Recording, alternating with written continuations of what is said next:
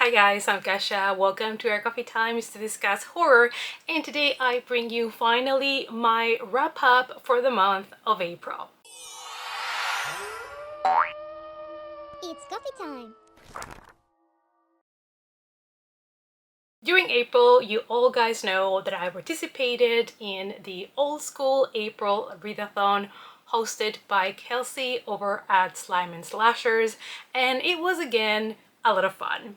Now, the month of April was really busy for me. I'm still really busy when it comes to work, but I think that because of the readathon, it really motivated me to keep reading because I really wanted to do the best that I could for my team. And I was genuinely excited as well about all of the books that I have put in my TBR pile for April.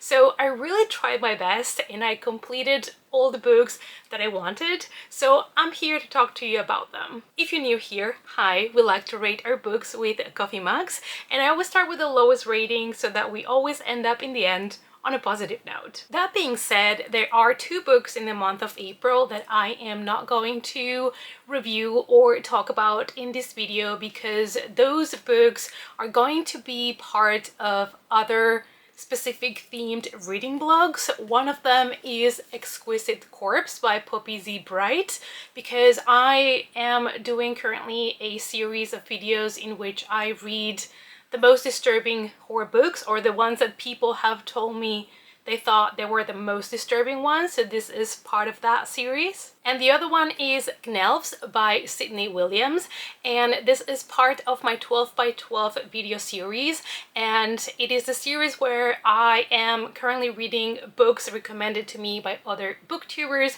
and this was actually Kelsey's recommendation to me, so it just seemed fitting that I would read this one in the month of April. So keep your eyes peeled for those blogs if you want to know my thoughts about these books. Let's go now to the books that I can actually talk to you about. So sadly, at the bottom of the list, we have Weekend by Christopher Pike, and this has been one of my lowest rated Christopher Pike books, but honestly, I did not truly enjoy the whole book. There were just parts and bits of it that were just not my cup of tea, and I know that Christopher Pike can get weird.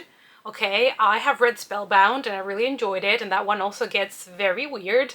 But this one just didn't do it for me. We follow a group of friends that are on a trip to Mexico, and they're going to discover that one of them has a secret.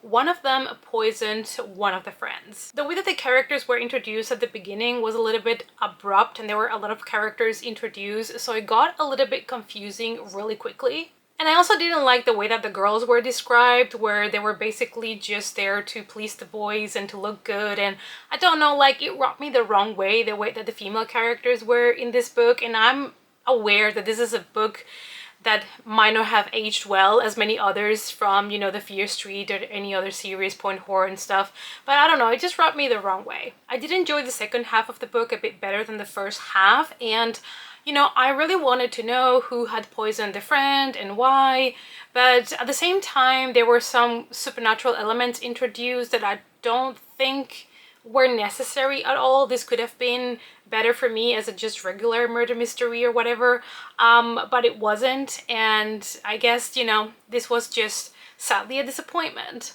Next we have a Goosebumps book, and this has been the first Goosebump book that I have read that is one of those, like, you choose your own story, and in the way that you choose your own ending, there are 20 different endings in this book, and depending on your choices, you will end up dead one way or another, but I believe in all the different endings, you die anyways. At least I read it a couple of times, and every time I died.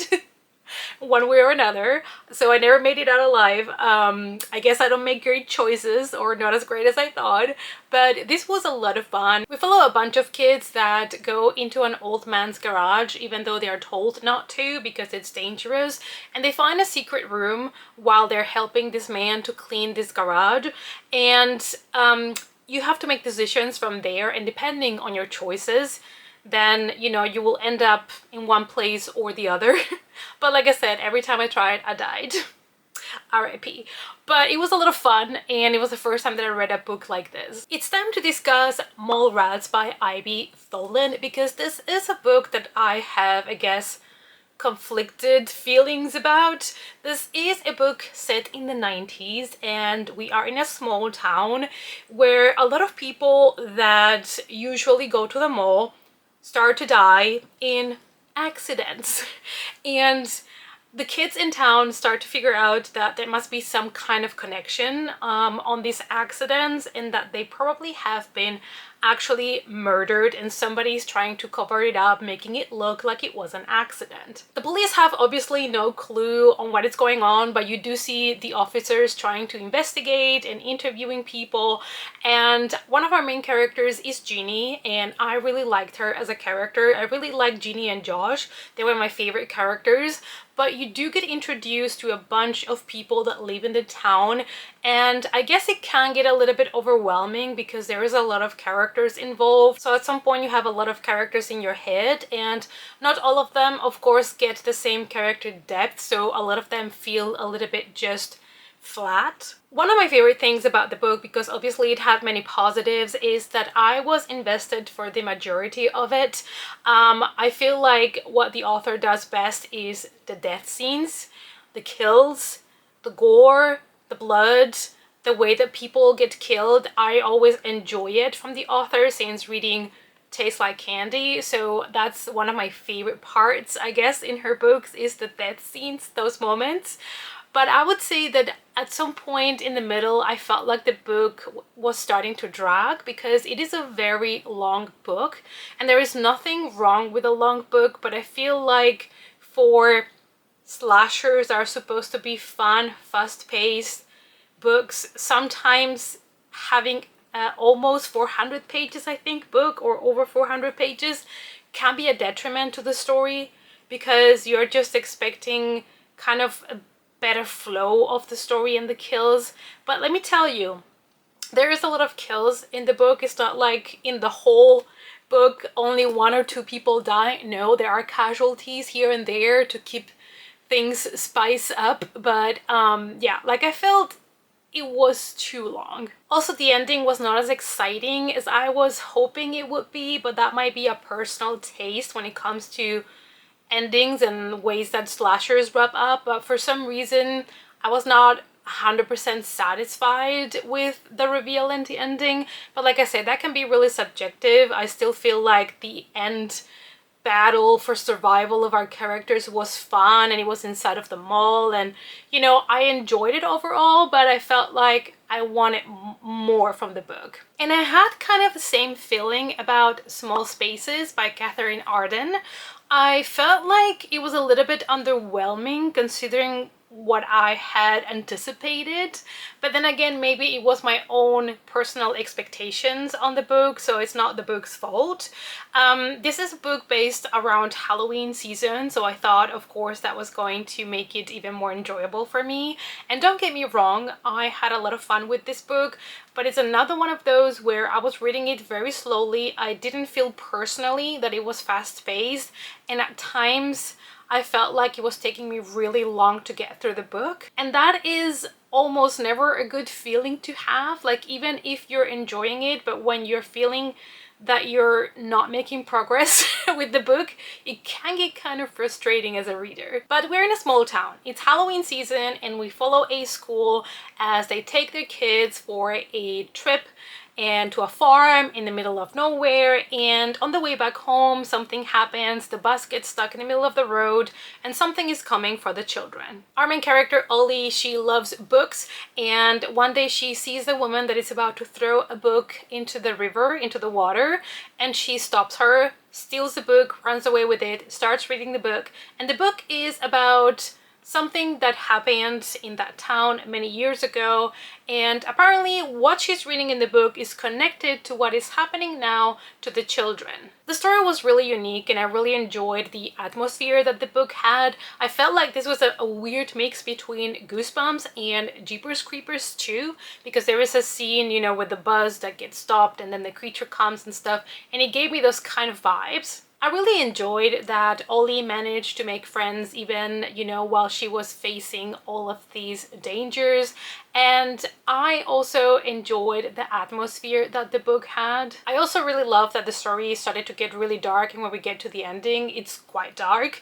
I really did enjoy that. I feel like my biggest problem with this book was perhaps the writing style combined with the pacing that made it like a very slow read for me. Next we have Full Tilt by Neal Shusterman, and this is a book that I had on my radar for years now, and I wanted to read it at some point, so I thought this was the perfect opportunity to do it because it fits some of the prompts for the Oldschool April readathon.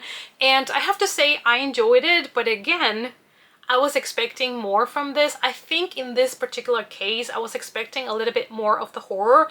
This felt more fantasy, magical than horror, and again, it might have been my own personal expectations on the book, but even though I enjoyed it, I was missing a little bit more of horror, a little bit more of blood. Nevertheless, I thought this was a very interesting read, and it did remind me again to an episode of, Goosebumps or Are You Afraid of the Dark? Two brothers go to a carnival together with some friends. We have Quinn that loves roller coasters and he wants to go in all of them. And then we have the brother Blake, who is terrified of roller coasters and is not really having fun today. When Quinn gets himself in trouble, Blake knows that he has to go back to the carnival and rescue his brother no matter what, bring him back home safe. But things in the carnival are not the same at night. When Blake gets back to the carnival in the middle of the night, he realizes that it looks very different at this time of the day. And he basically has a choice. If he wants to rescue his brother, he needs to survive 7 rides before dawn. And the rides are kind of, they are different depending on the person that rides it, and they are all kind of magical. Even though I really enjoyed going through the rides with Blake and seeing what kind of challenges he would have to go through, what kind of decisions he would have to make, I felt like at some point I started having as much fun with the rides as I would have hoped. But this is a great take on morality, humanity, the choices we make, and I think it's something that Neal Shusterman talks a lot in his books about, because it did remind me of that morality and all of those questions that I had while I was reading Scythe.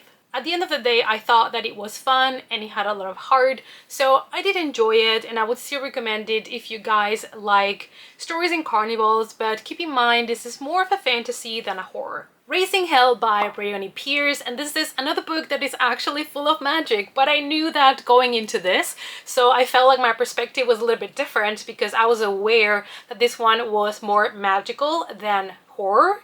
So we follow Ivy, and she and her friends released some dark magic into the world. They didn't mean to do it. It was an accident, and they caused like a rip in the universe, and then the dark magic came in, and now teenagers can make use of that magic for good or for bad. So Ivy feels really bad that this is her fault, and she has dedicated now her life to try to fix it.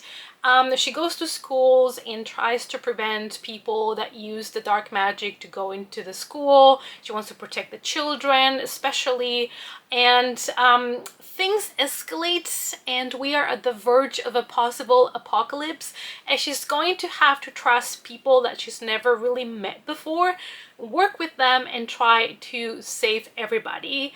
This felt like a found family, fun, fast-paced YA book. There are some bloody moments which I really loved, and I can see why so many people, relate this book to Buffy the Vampire Slayer. Me, myself, had the same feeling because we have the found family, we have the kind of, magic element to it, we have the possible apocalypse about to break loose, and Ivy trying to save the town and the children. I don't know, it just felt very Buffy-esque, so definitely pick it up if you like Buffy. And before I forget, there is a cat that is kind of like a companion of our main character, and it is her grandmother that is trapped inside of the cat, and I love that. Next we have Scanlines by Todd Kiesling, and this one I read on my Kindle, and this one was also a novella that I had on my list for some time, and I saw Kelsey recommending it for the readathon, and I was like, absolutely. So this book, please keep in mind, content warning here for suicide. I think it's pretty obvious because of the premise of the book and because of the cover, but just putting it out there again, really big content warning here for suicide. So we follow a group of friends that back in the 80s, while they were trying to download, I think it was porn, they came across the Duncan tape. And this tape shows a congressman that kills himself, commits suicide in national television. So after they see the tape, their lives change forever. They start to feel like there's somebody watching them all the time, and years later these friends are still in danger. I'm trying to tiptoe around it because it is a novella, so I don't want to spoil too much, but it kind of felt a little bit like The Ring, but a little bit different, in the same way that if you would see the tape, this Duncan tape, your life would change and you would see things, you would hear things. Yeah, but if you don't mind a book that is very intense and disturbing and that contains a lot of talk about suicide, then I would strongly recommend this one because I thought it was fantastic. The next book is not a book that I picked up specifically for the readathon, but it is a book that I read during the month of April, and that is That's Not My Name by Megan Lally. This was the Evil Book Club pick for the month of April, and that is the book club that I have with my Patreons, and this was another smash. What can I say? All the books we have picked so far have been, I think, 3.5, at least 4 stars for me, which is a pretty good rating, so I am very pleased. And this was a debut novel. It is a YA mystery, and I didn't know what to expect, but I ended up loving it more than I had anticipated. Now, the story is really well done because you are presented at the beginning with a mystery. There is this girl that wakes up in the middle of the night on the side of the road. She feels like she might have been in an accident or something. She doesn't remember what happened to her. She doesn't even remember her name. So a police officer picks her up. She still doesn't have any memory, and they're trying to figure out who this girl is when a man appears at the police station and says, "Oh, I am her dad. Hi, my name is Wynn. This is my daughter. I've been looking for her. I'm gonna take her home." So the police does check on this guy, and it kind of adds up that that's the dad. So he releases the girl to this man, and the reader still doesn't know what's going on. We don't know if it's really the daughter. We don't know if this man has lied. So that's kind of like what we have to figure out throughout the book. And I don't want to say too much more about the actual plot of the book because I feel like it is nicer if you start to discover things without knowing too much in this type of mystery. But there is a second point of view in this story that I was not anticipating, and it was a lot of fun to read from both POVs. It's one of those books where I found both POVs really, really interesting. It was also a book that you could easily read in one sitting because it is fast-paced, entertaining, and I wanted to know more. I was really invested, and even though at some point I felt like the story started to go really straightforward and you could kind of tell where things were going to end, I was still really enjoying it, and I really loved the story. It's almost when you watch a true crime documentary and you already know the ending. You already know if somebody disappeared, if somebody was kidnapped, if somebody was murdered. You already know that, but you love the process of getting there. That's kind of how I felt about this book, so I definitely recommend it. Time to talk about Murder Road by Simone St. James. Now, I have seen some people really hating the book, and you know what? I see your points. I understand where you're coming from. But I still enjoyed it. I don't think it's my favorite from the ones that I have read by her, but I still really had a good time with it. I think for me, it's just the writing style, it's the writing of Simone St. James that really connects with me. It was fast-paced, it was entertaining, and I can see why some people might not be so much in love with this book, because I felt in this book the plot was secondary and it was a more of a character exploration. There is a lot of emphasis put in the characters, so it is a character-driven book. And of course, because it's a murder mystery, you would expect the plot and the story to be more like on the forefront, but it's not. I felt like it explored really well humanity, the gray area that we all are. We all have positive and negative things. We all have secrets. We all have things we have done that we regret. And almost every single character in this book was a character that was unreliable, and you didn't quite know if you could trust them. And I really enjoyed that experience, to be honest.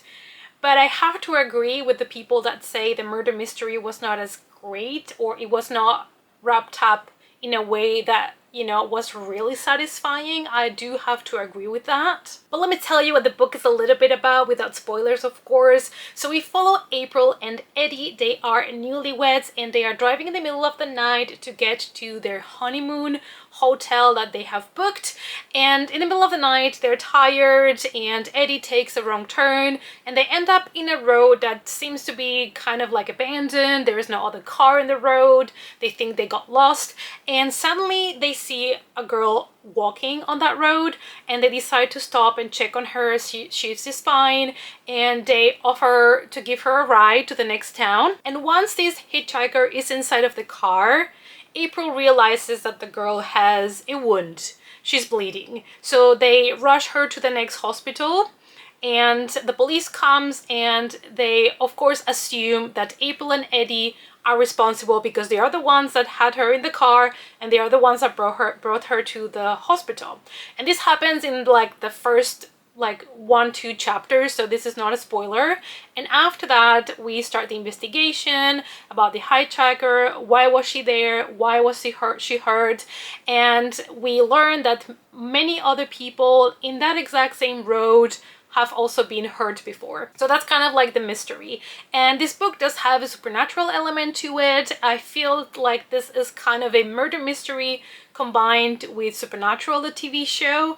And I really enjoyed it, but I do have to agree that the whole mystery and the reveal was not as great as I would have hoped. And funny enough, even though this has been the first Simmons and James book that I have read that it's not told through a dual or a multiple POV, I felt like the characters were a lot more important in this one than in the other ones, and the characters worked for me. Like, do you know those movies where a bunch of random characters end up in a diner and there is a lot more to all of them that we, you know, see at the very beginning, and we start to discover these characters' backgrounds, what they are at the diner, what they have done, what they're hiding from. It gave me kind of that vibe. The next book has absolutely no notes from my side. It was a fantastic read, and that is 101 Horror Books to Read Before You're Murdered by Sadie Hartman.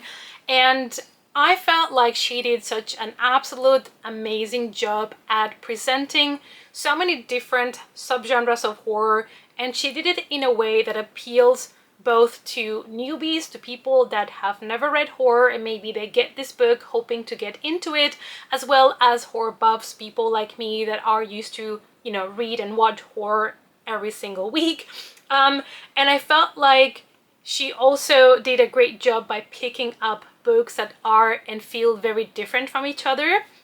Now, she did mention at the beginning that she on purpose left out the classics, which I absolutely agree, because, you know, the classics, we all know them, they are all there. There's so many lists about classic horror books and, you know, the best horror books you need to read, but this felt like it was more curated to people that also love to discover new authors, indie horror, and things, you know, that are not so well known. And for me personally, that is a great way of getting to know other authors. There were many books that either I have read, known of, and all of that, but there were a couple in there that I had not heard of.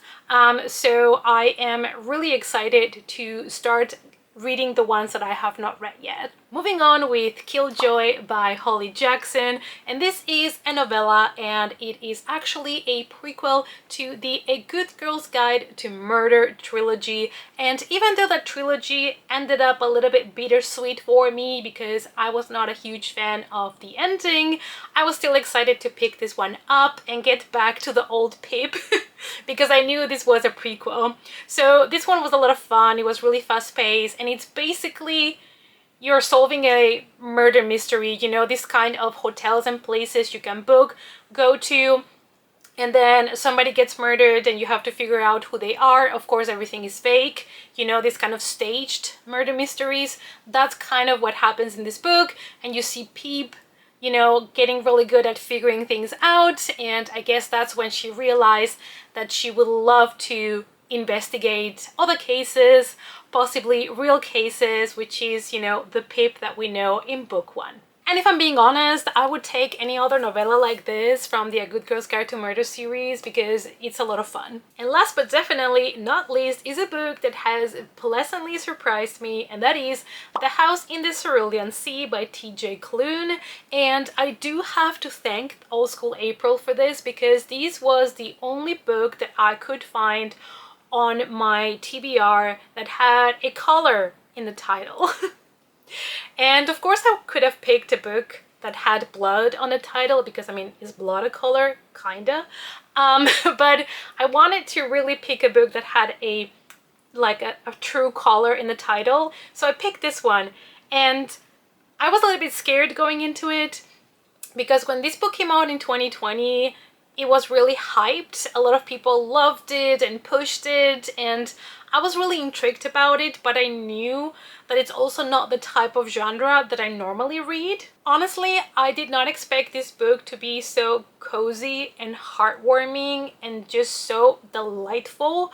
I was expecting it to be, I don't know, more like hectic and a lot more about the magic and all of that, but it is so much about humanity, our relationships with each other, found family, how we pass judgment on others without even getting the chance to know them, and how the way that we judge, especially children, might affect the way that they grow up and they see themselves.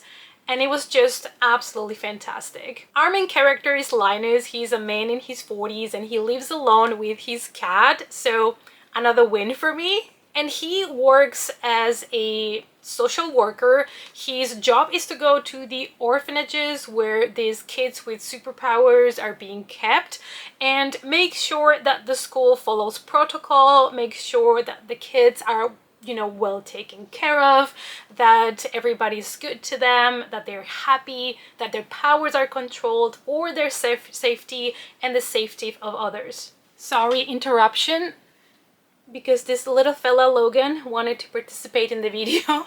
So anyway, as I was saying, we have Linus and his job is to be a social worker. But one day, extreme upper management sends him on a very specific mission to a very special school that is on an island, isolated, and apparently has inside really difficult children. One of them, called Lucy, is rumored to be the Antichrist. So we follow Linus on his way to this island to meet these children, and everything is so weird for him. He's not used to this type of situation.